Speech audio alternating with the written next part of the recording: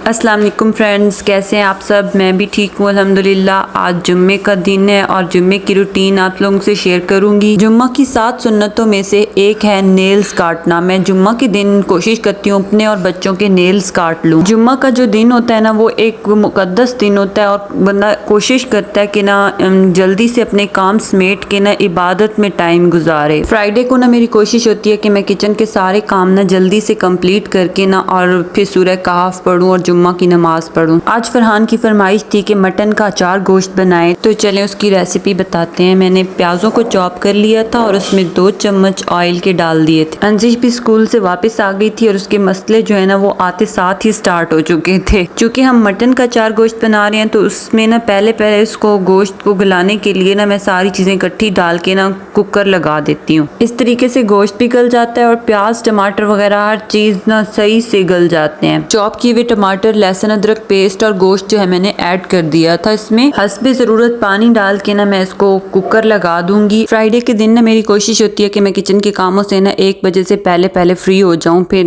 नहा धो के नमाज पढ़ के ना सूरह कहफ पढूं। जुम्मा की सुन्नतों में से ना सारी सुन्नतें तो पूरी नहीं कर पाती, लेकिन कोशिश करती हूँ कि जितनी हो सकती है ना वो कर लूँ। अचार गोश्त मसाला का ना हाफ पैकेट जो है ना वो मैंने दही में डाला था। मैं सारा नहीं डालती, कुछ स्पाइसेस जो है ना वो मैं अलग से भी डालती हूँ, इसी वजह से मैं सारा पैकेट नहीं डालती। अच्छा, मैं ना निम्रा अहमद की ना बहुत बड़ी फैन हूँ।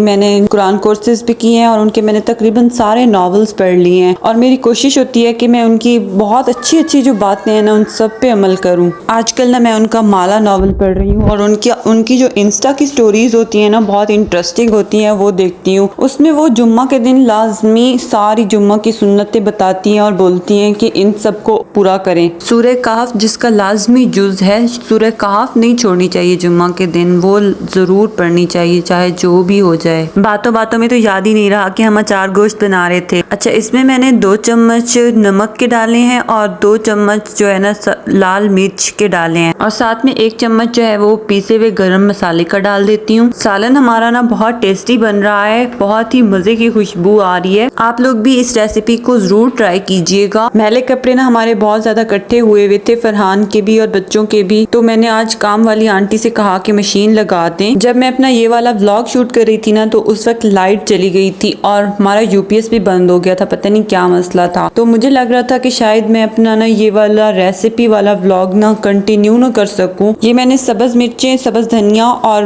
अदरक को ना इस तरह लंबा लंबा सा काट के डाल दिया था। इस तरीके से ये बहुत मजे का टेस्ट लगता है इसका। वो तो शुक्र है फरहान ने इलेक्ट्रीशियन को भेज दिया था और फिर उसने हमारा यूपीएस ठीक कर दिया था। उसके बाद ही फिर मैंने ना ये व्लॉग शूट किया था। मुझे लग रहा था कि आज मेरी ना जुम्मा की नमाज की भी देर हो जाएगी, लेकिन शुक्र है मैं 1 बजे से पहले फ्री होके कमरे में आ गई थी। नहाने जाने से पहले ना मुझे मिन्हा को ना किसी चीज़ में ना मसरूफ़ करके जाना पड़ता है, इसीलिए मैं उसके आसपास कोई खिलौने वगैरह रख देती हूँ, उसको बिस्किट वगैरह पकड़ा देती हूँ, तभी कोई मैं जा सकती हूँ। कभी कभी मैं सोचती हूँ कि बापों की ज़िंदगी ना बहुत आसान होती है माओं की निस्बत, लेकिन ऐसा नहीं होता। बाप भी तो बाहर जाके अपने बच्चों की के लिए, उनकी छोटी छोटी ख्वाहिशात पूरी करने के लिए तो इतनी मेहनत से कमा रहा होता है। आज मैंने पहनने के लिए ये वाले कपड़े सिलेक्ट किए थे। ये शर्ट मैंने केसरिया से मंगवाई थी, बहुत मेरी प्यारी शर्ट है। इसको 1 साल हो गया लेकिन इसका कलर जो है ना बिल्कुल भी फेड नहीं हुआ। दोनों बच्चों को ना अब टीवी में मसरूफ करके ना मैं आसानी से नहाने जा सकूंगी। आजकल दिन बहुत छोटे हो गए हैं और दिन गुजरने का पता ही नहीं चलता। ये काम वाली आंटी ना कपड़ों को झाड़े बगैर ऐसे ही डाल देती है। सितंबर में ना वैसे भी टाइम बहुत ज्यादा चेंज हो जाता है, दिन काफी छोटे हो जाते हैं। अब तो वैसे भी सितंबर का एंड चल रहा है। बेलों के ऊपर से ना फूल और पत्ते वगैरह गिर गिर के ना नीचे गमले वाले पौधों के ऊपर इकट्ठे हो जाते हैं। हमने सफाई वाला रखा हुआ है, वो रोज सुबह हमारे सेंट की सफाई करने आता है, लेकिन ये पौधे साफ नहीं करता बिल्कुल। नमाज के टाइम पे भी मिन्हा को ना चैन नहीं आता, इतना तंग करती है मुझे, नमाज सुकून से नहीं पढ़ने देती। मैं नमाज पढ़ रही होती हूँ ना तो ये कभी मेरे आगे आ जाती है, कभी मेरी गोद में चढ़ जाती है, कभी क्या इतना तंग करती है। अल्लाह पाक मेरी नमाज कबूल फरमाए बस। और कुरान पढ़ते वक्त भी सुकून नहीं होता, इतना तंग करती है। अंजिश भी आ जाती है, कहती है मम्मा मैंने भी कुरान पढ़ना है, हालांकि अभी उसको कुरान पढ़ना बिल्कुल भी नहीं आता। अंजिश को ना बार बार शौक होता है कि मैं कुरान पाक को चूमूं। वो मुझे देखती है ना तो कहती है मम्मा मैंने भी चूमना है। मेरी आदत है कि मैं ना तिलावत जब करती हूँ ना तो ऊंची आवाज में करती हूँ ताकि मेरे बच्चे जो है ना वो सुने और सीखें, लेकिन इन दोनों को तो परवाह ही नहीं होती, अपनी ऊंची ऊंची आवाजें निकाल के मुझे इतना तंग करती हैं, कुरान भी सुकून से नहीं पढ़ने देती। अब इंशाल्लाह हम अंजिश के लिए ना कोई कार्य रखेंगे लेंगे। अब इसको भी इंशाल्लाह कुरान पाक स्टार्ट करवाना है। तो गाइस खाने के टाइम पे ना मेरी आदत बन गई है कि ड्रामा भी साथ साथ लगा लेती हूँ। ड्रामा जो है ना वो बहुत इंटरेस्टिंग है, लेकिन इसको बहुत लंबा कर दिया है। अगर आप लोग में से कोई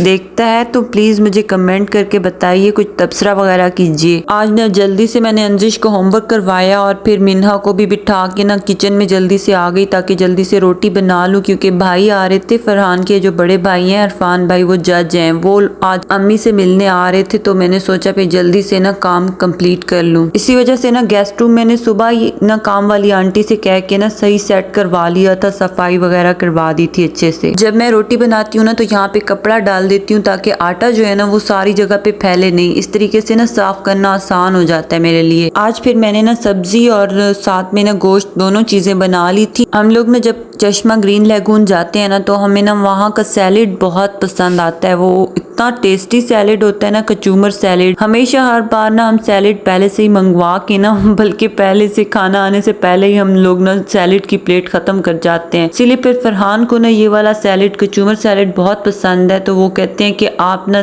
कचूमर सैलेड बनाया करें। इसमें ना फ्रूट्स में एप्पल भी डाला जा सकता है, स्ट्रॉबेरी या ग्रेप्स वगैरह भी डाल सकते हैं। ये सैलेड ना वेट लॉस के लिए भी बहुत अच्छा होता है। अगर आप दोपहर के टाइम कुछ ना खाएं और इस तरह का सैलेड बना लें, उसमें सारी चीजें डाल के, उस पे आप कोई मसाला वगैरह जैसे चाट मसाला वगैरह भी डाल के ना खा लें, तो ये आपके लिए ना हेल्दी भी रहेगा और आपका वेट भी नहीं गेन होगा और भूख भी मिट जाएगी इससे। पिछले साल सर्दियों में ना मैं इसी तरह का ना एक बड़ा बाउल बना के ना फरहान को भी भेज देती होती थी और खुद भी खा लेती थी दोपहर के टाइम। दिन छोटे होते हैं ना सर्दियों के, तो इसलिए फिर बंदा कहता है कि खाना एक ही टाइम रात को खा लेंगे। मीनहा के बाद ना मेरा वेट बहुत ज्यादा बढ़ गया था, तो मुझे हर वक्त टेंशन लगी रहती थी और फरहान भी मुझे तंग करते थे, तो इसीलिए फिर मैंने ना कई टोटके किए कि मेरा वेट जो है ना वो कम हो जाए। और अल्हम्दुलिल्लाह मैंने ना अपना 10 kg वेट कम कर लिया। पहले भी मैंने आप लोगों को बताया है। हमारी काम वाली आंटी ना बहुत अच्छी टेस्टी सब्जी बनाती हैं, जैसे पालक गोश्त वगैरह या इस तरह की जो सब्जी होती है ना। कद्दू भी मैंने फिर उन्हीं से ही बनवा लिया था और मटन जो है वो मैंने खुद बनाया था।